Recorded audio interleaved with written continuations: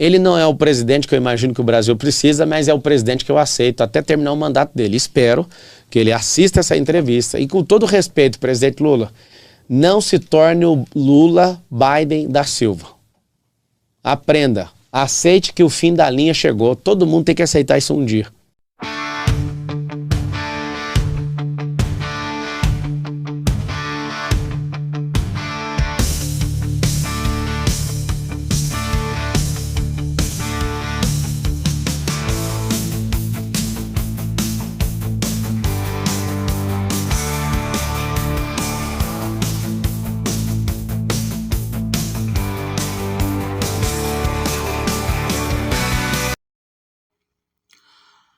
Canal Corte para Todos os Gostos. Não se esqueçam de se inscrever, comentar, compartilhar e dar aquele like maroto. Crédito dos canais na descrição. E juntos somos mais fortes. Quero falar um pouco da possível administração municipal do senhor. Caso o senhor seja eleito, o senhor terá que lidar com duas figuras importantes na política brasileira. Uma é o governador de São Paulo, Tarcísio de Freitas, e outra é o presidente Lula. A gente sabe que o governador Tarcísio não é um problema para o senhor, mas o senhor é um opositor do presidente Lula. Como o senhor pretende ter essa relação com ambos?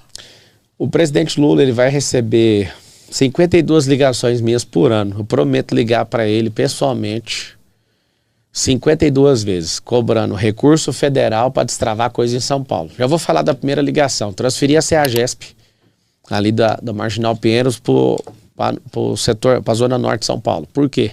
Para evitar caminhões entrarem aqui e usar aquela área para fazer o Vale do Nióbio, tipo o Vale do Silício em Palo Alto, na Califórnia.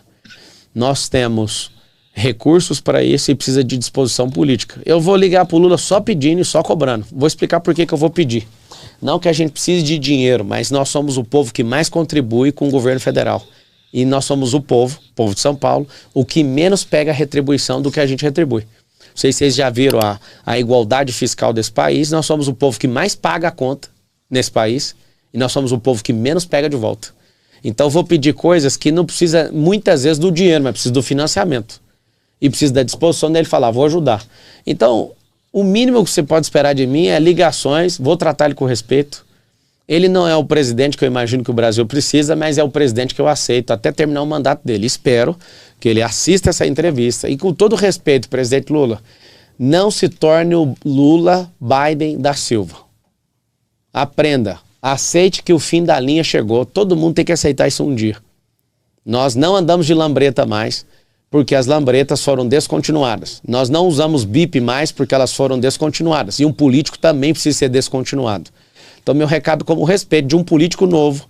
Você é um leão já idoso, eu sou um leão novo entrando na política, eu quero te falar com respeito. Não banque o Biden, porque os Estados Unidos da América, sempre o que acontece lá vai acontecer aqui, porque a gente copia esse povo. 72% dos americanos estão recomendando em pesquisa que o Biden saia dessa eleição por condições mentais. Você é um cara que é esperto, você é um cara que construiu muita coisa nesse país, mas eu quero te pedir um favor, já considere treinar uma pessoa que não seja o Haddad, que ele não dá conta de controlar nada, nem a Prefeitura de São Paulo, nem o Ministério da Fazenda, da Economia, que é o nome que você quiser pôr aí, que não está indo para lugar nenhum, nem sei como é que chama isso aí que vocês estão fazendo. Mas considere não gastar sua energia para depois de 2026. Arruma outra pessoa. E, por favor, presidente Lula, ajuda a gente, o povo. Cada declaração sua desastrosa tem atrapalhado o nosso crescimento econômico. Por favor, fica calado. Deixa seus ministros falarem. Se não der conta de falar, põe outro porta-voz para falar, mas evita ficar comentando. Você fala mal do Banco Central todo dia, está ferrando a gente com dólar. Os investidores de fora estão amando, mas a gente aqui vai sofrer com falta de comida na mesa. Por favor, não faça isso.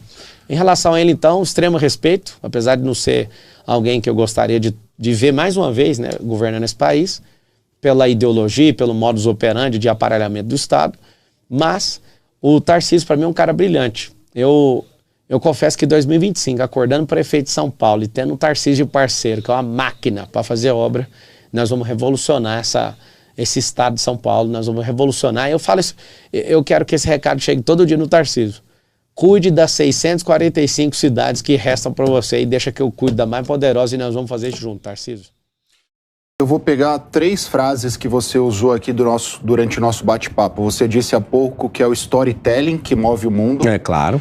Você, na resposta anterior, disse que os 400ões de São Paulo deveriam ter medo de você, porque você vai ensinar quem está nas classes sociais mais baixas a melhorar. E você, algumas semanas atrás, fez críticas ao presidente Bolsonaro quando ele declarou apoio ao Nunes. E agora, no começo da nossa entrevista... Verbaliza a crítica, por favor. Você falou que não precisaria nem do Lula, nem do Bolsonaro. Nenhuma dessas... Você é advogado, eu não fiz nenhuma dessas declarações. Está na mídia... Não. Está na mídia é o seguinte, você está culpando alguém. Verbaliza a declaração que eu vou responder. Vai lá, verbaliza. Exatamente Ipsis literis, por favor. Exatamente essa. Qual foi? Você não precisava nem do Lula, nem do Bolsonaro, que políticos eram iguais e que você seria... E o que nós precisamos? Sozinho não, com o povo. Preciso de Deus e do povo. Mas vamos lá, deixa eu terminar a minha. Então, peraí, só um pouquinho. Peraí, só para não embolar com as pessoas. Aí eu volto no storytelling. É o seguinte... Primeira coisa, essa fala que você está trazendo foi quando eu fui candidato a presidente da República e eu resolvi isso com o Bolsonaro. Você disse recentemente. Não, Quando o Bolsonaro declarou apoio ao Nunes. Não. Você está confundindo e acompanhando o tweet de 2022. Não, isso aí eu não falei. Estou acompanhando o Twitter, eu vi nas suas redes, inclusive. Não, você não viu porque eu não escrevi isso. É por isso que eu pedi para você verbalizar para saber de onde você tirou. É o seguinte, eu resolvi isso com o Bolsonaro, apoiei ele, fui financiador da campanha dele, ajudei ele, está tudo resolvido entre eu e ele. Você viu, foi tweet, é tipo fofoca na internet, eu te entendo. Não foi, mas vamos lá. Então prova, pega aí e mostra. É só você mostrar. Não estou criando animosidade, só que você está pondo... Posso fazer a minha pergunta? Deixa eu terminar de responder. Você acabou de verbalizar que eu falei isso agora. Você está intempestivo, doutor. Tá. Para quem está assistindo, intempestividade, no mundo jurídico, eu também sou jurista, posso ajudar você que está assistindo, é quando alguém fala uma coisa que está fora do tempo. Isso aconteceu em 2022. Resolvi isso com o Bolsonaro e não disse nada disso. Sobre ganhar uma eleição, quem ganha sempre é o povo e não é o candidato. Então vamos lá, vamos terminar a primeira resposta, a gente volta no storytelling, você complementa a pergunta. O que nós precisamos entender é muito simples. Quem ganha é o povo. 63% das pessoas declaram aqui na cidade de São Paulo que não vão seguir orientação de padrinho político. Se essa pesquisa estiver certa, eu estou certo. Então é o seguinte, o Bolsonaro, ele não tem essa paixão e nem o movimento bolsonarista tem essa paixão com o Nunes. Isso é amarração eleitoral municipal, que é a mais perigosa de todas. Gente que é de direita apoia PT em alguns lugares no Nordeste por conta de conveniência e a gente entende. Agora, de quem que eu preciso? Eu preciso do povo. Muito simples. A Kramer acabou de falar, você tinha uma expectativa. Não, é ela que tinha expectativa e ela que fez essa pergunta. Eu não tinha essa expectativa. Não falei isso pro Bolsonaro e não falei isso para ninguém. Fui lá, peguei alguns conselhos dele, 3 conselhos, ele me deu 3, eu já executei 1 e estou terminando de executar o 2. E se der certo eu executar o 3º, a gente vai vencer a eleição. Então assim, meu irmão, cuidado com essa verbalização, porque ela foi intempestiva. Ela aconteceu, meia verdade o nome disso aí. O público pode acessar. Não, o público não pode acessar não, você que tem que provar. Até sugiro você pôr seu Instagram, provar e eu vou lá e comento. Nossa, me desculpa, você tá certo, eu não verbalizei isso. Vamos lá. Você a outra sobre o storytelling. Não, é que eu não falei. Você falou que o storytelling move o mundo. Claro. 3 ponderações suas. Em determinado momento você disse que São Paulo tem alguns 400ões, não foi esse o termo, mas foi o que você... Faz o favor de, quando você abrir aspas, não colocar palavras na minha boca. Não falei isso aí. A terceira coisa que você está fazendo. Não, tudo bem. Não tá bem. Quando você verbaliza... Não, só um pouquinho. Bem. Como é que você chama, doutor? Cássio, deixa eu te explicar uma coisa. Quando você abrir aspas sobre uma pessoa... Sim. Você jamais verbaliza em verdade. Então você não disse falei que São Paulo tem muito riquinho. Não foi o termo, mas que São Paulo tem muito riquinho. Eu também não falei riquinho. Se você quiser verbalizar a minha fala, você vai falar o jeito que eu falei. Ou então você fala, eu na minha axiologia acho que você falou isso. Não é axiologia. Quem fala a palavra.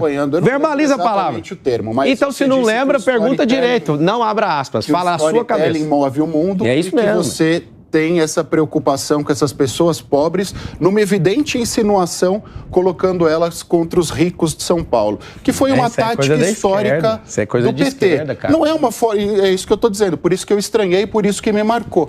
Agora sim. Foi historicamente uma tática do PT. Agora sim, você está falando da sua impressão emocional. Deixa eu terminar. Deixa ele concluir, senão vocês vão ficar discutindo. Não e as é usar que ouvem pela rádio não conseguem compreender. Não é usar o storytelling para cravar uma bandeira contra ideais, eventualmente, aos quais você é contrário? Vamos lá, então. Agora, é porque assim, a gente ia criar uma animosidade porque você abriu aspas e inventou palavras que eu não falei. E rapidamente, eu acho que você está mencionando a entrevista que ele deu no dia 6 de junho para o UOL, porque lá na entrevista eu não falei essas palavras, quatrocentões, ele está inventando. Não, estou falando de agora. Não, os quatrocentões você mencionou agora. Vamos lá, então. Nessa entrevista você mencionou o seguinte, não fui buscar apoio do Bolsonaro, não pedi nada a ele. Mesmo, eu falei isso aqui hoje. Conheço o capitão e ele não gosta que as pessoas lhe peçam nada. Ele é um cara que tem repulsa a isso. Não fui lá fazer nenhum pedido, saí de lá com a cabeça erguida. Almocei com ele, passamos umas 2 horas juntos. Eu nunca jamais fui lá para lhe pedir apoio. 0. Não fui pedir medalha. Foi ele quem me deu e fiquei muito honrado. Fui pedir conselho. É essa entrevista que você está mencionando, Acácio? Não, mas foi concedida no dia 6 de junho de 2024. É diferente, que é no segundo turno, caso vocês, né? Não fui atrás do apoio do Bolsonaro. A linha ideológica dele é contraditória do Nunes, que tem o partido amarrado com o PT. É isso. Ou seja, o que você leu não é o que ele falou. Essas foram as aspas, mas... mas o que você está falando é outra coisa e ele estava trazendo outra. Assim, vamos de forma republicana baixar aqui a energia. Só peço para todas as vezes que você direcionar a palavra abrindo aspas com o meu nome, não inventar coisas. Só isso. Eu usei um termo, não exatamente o termo seu. Mas você fez a ponderação nesse sentido. Por 3 vezes você fez isso. Mas vamos continuar o debate sobre o storytelling. Como que eu vou ficar contra os ricos se eu sou super rico? Super rico, para quem está assistindo, é a configuração de pessoas que têm mais de 30 milhões de dólares de patrimônio. Como que eu estou dizendo isso? Agora, vamos ensinar matematicamente que 86% de todos os herdeiros vão queimar a fortuna dos seus pais. E se você me assistir, eu não tenho problema nenhum. Você vai ver eu sempre falando isso. Agora, governar para rico, rico não precisa de governo. O rico, ele precisa que ninguém atrapalhe ele. Eu deixei isso claro aqui, doutor, falei mais cedo. Agora, o que nós temos que fazer com nossa disposição política e máquina pública? Abençoar o pobre. Promover o pobre. Para quê? Para ele deixar de ser alguém que fica sendo enganado o tempo inteiro por políticos. É só isso. Não tem nada de colocar rico contra pobre. Isso é coisa da esquerda, ficar com essa bandeira. Doutor, você fez a pergunta, estou respondendo para o senhor. Eu não estou com essa bandeira.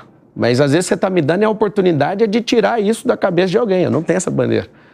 Quem divide o país é quem ideologicamente quer diminuir a potência da nação. Nós temos que abençoar o rico para ele continuar prosperando e ele falar assim, toma aqui mais emprego, para dar a chance para as pessoas terem acesso a isso e falar, deixa que eu resolvo. Eu também vou gerar emprego e fazer a maior escalada social que a gente já assistiu na história. Então é muito simples, de todo o meu coração. Eu quero que você que está assistindo entenda. Nós não podemos colocar ninguém contra o outro, nós somos um só povo. Estava lá no CEPAC, o tanto de gente do Sul me agarrando, obrigado pelo que você fez no Sul. Não fiz sozinho. Mais de 2.000 pessoas estão nesse movimento que eu encabecei. Mas lembra de uma coisa, nós somos um só povo. Mas você parou lá em São Paulo. Mas a gente tinha que ter parado lá no Panamá, se você for brasileiro, e ajudar lá onde precisar. Então a grande verdade é que eu não sou a favor disso. Agora, o mundo sim é movido a storytelling.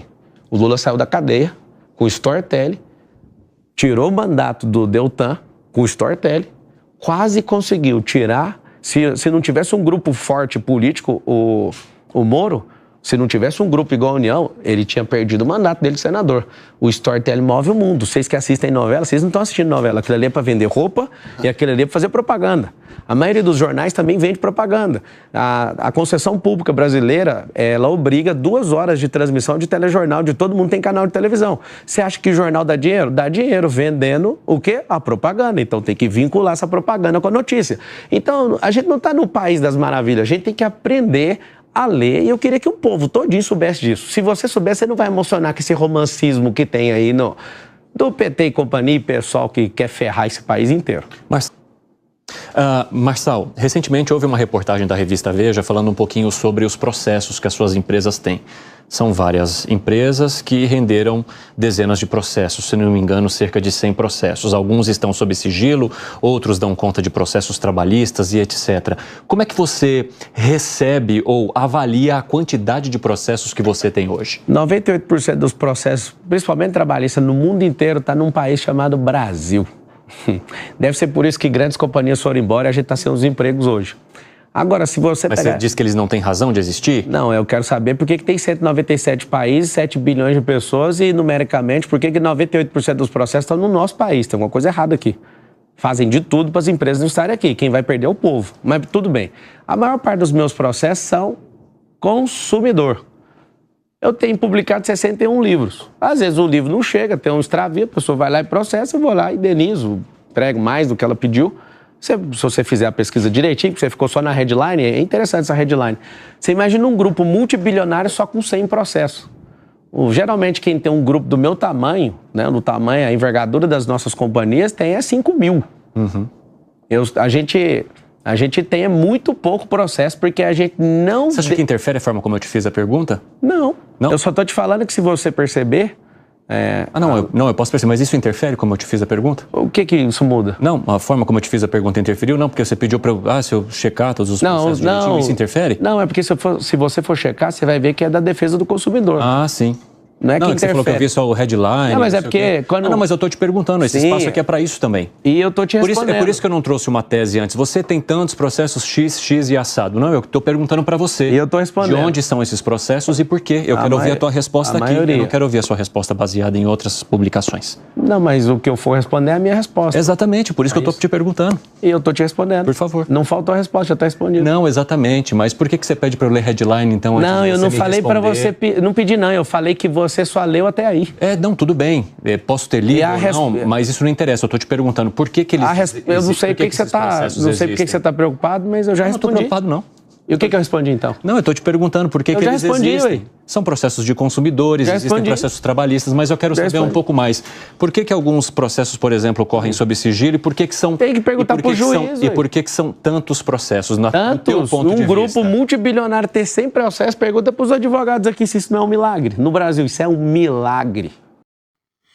Quem quiser contribuir com o meu trabalho, com qualquer valor, meu Pix se encontra na descrição. Obrigado por assistir.